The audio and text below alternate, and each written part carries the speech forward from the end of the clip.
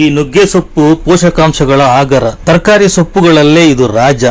ಇದು protein, ವಿಟಮಿನ್ಸ್ಗಳು, calcium ಮತ್ತು ಕಬ್ಬಿಣಾಂಶಗಳನ್ನು ಒಳಗೊಂಡಿದೆ. ಮುಖ್ಯವಾಗಿ ಮಧುಮೇಹ ನಿಯಂತ್ರಣದಲ್ಲಿ ಇಡುತ್ತದೆ. ವೆಯ್ಟ್ ಲಾಸ್, ತೂಕ ಇಳಿಕೆ ಮಾಡುತ್ತದೆ. ಮೂಳೆಗಳನ್ನು ಬಲಪಡಿಸುತ್ತದೆ. ಕೀಲು ನೋವು, ಆಸ್ಟಿಯೋಪೋರೋಸಿಸ್ ಸಮಸ್ಯೆಯನ್ನು ನಿವಾರಿಸುತ್ತದೆ. ರಕ್ತಹೀನತೆ, ಅನಿಮಿಯಾಗೆ ತುಂಬ ಒಳ್ಳೆಯದು.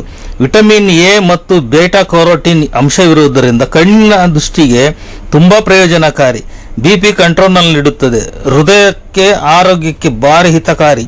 ಚರ್ಮ ಮತ್ತು ಕೂದಲಿನ ಆರೋಗ್ಯಕ್ಕೆ ತುಂಬ ಒಳ್ಳೆಯದು. ಇದನ್ನು ಸೇವಿಸುವುದರಿಂದ ದೇಹದಿಂದ ರೋಗಗಳು ದೂರವಾಗುತ್ತವೆ.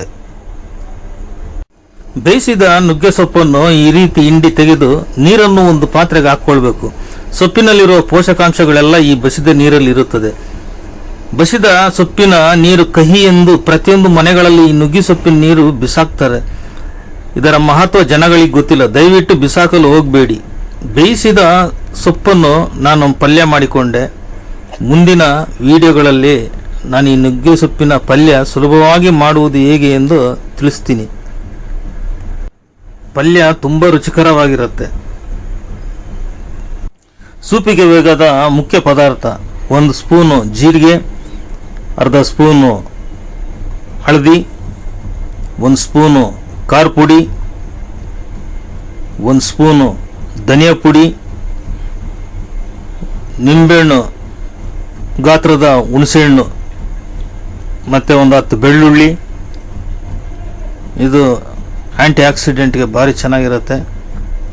2 ಈರುಳ್ಳಿ ಇದ್ದರೆ ರುಚಿಕರ, 2 ಟಮಾಟ, ಮತ್ತು 1 ಇಡೀ ಕೊತ್ತಂಬರಿ ಸೊಪ್ಪು.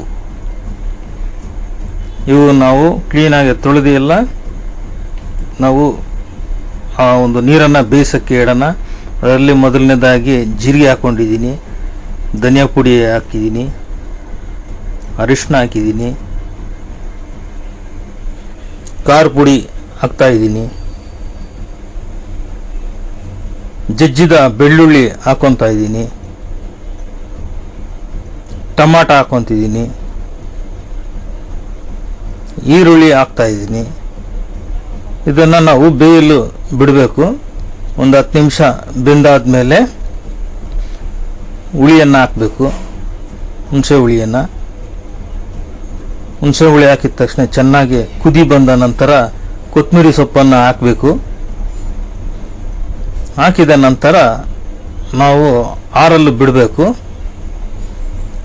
ಆರಲು ಬಿಟ್ಟ ನಂತರ ನಾವು ಸ್ವಲ್ಪ ಬಿಸಿಯಾಗಿದ್ದಾಗಲೇ ನಾವು ಒಂದು ಲೋಟಕ್ಕೆ ಹಾಕೊಂಡು ಕುಡಿಯೋದ್ರಿಂದ ಪ್ರತಿಯೊಂದು ಕಾಯಿಲೆಗಳು ದೂರವಾಗ್ತವೆ. ದಯಮಾಡಿ ಯಾರು ಇದನ್ನು ಬಿಸಾಕಬೇಡಿ.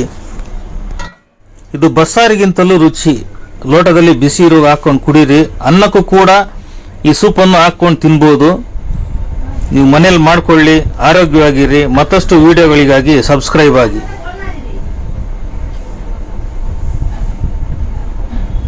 ವಾವ್.